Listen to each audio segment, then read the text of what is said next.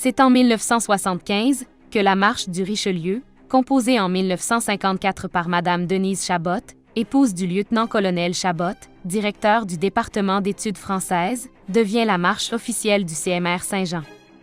En 1977, les troupes défilent fièrement en uniforme écarlate dans les rues de la ville pour célébrer le quart de siècle du collège.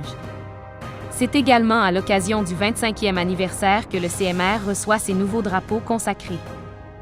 En 1980, pour la première fois au pays, 21 femmes sont complètement intégrées à la vie d'un collège militaire. La formation et les critères d'admission sont alors les mêmes pour les femmes que pour les hommes.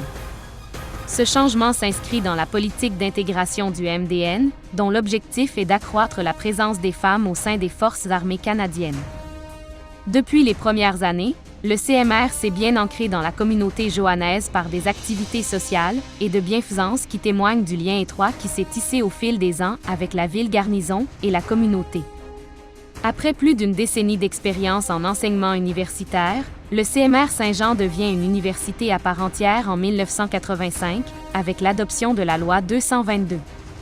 3 ans plus tard, en 1988, l'adoption de la loi 204 permettra au CMR de décerner des diplômes de 2e et de 3e cycle. Fort de ses assises dans tous les aspects du programme, les traditions se perpétuent au fil des générations d'élèves officiers, à qui l'on transmet les valeurs du service et des connaissances multidisciplinaires et spécialisées pour les préparer à servir le pays en tant qu'officiers des Forces armées canadiennes. Mais l'improbable survient en 1994, lorsque le gouvernement annonce la fermeture du Collège militaire royal de Saint-Jean dans le contexte de coupures significatives au sein de l'ensemble de l'appareil gouvernemental. Du jour au lendemain, l'institution qui avait permis à des milliers de Canadiens français d'intégrer le corps des officiers des Forces armées canadiennes n'est plus.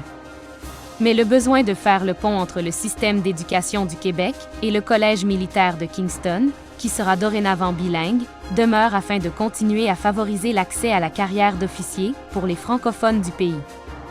Ainsi, l'année préparatoire continuera d'être offerte à Saint-Jean au sein de l'escadron Richelieu, qui fera partie des divers occupants du site.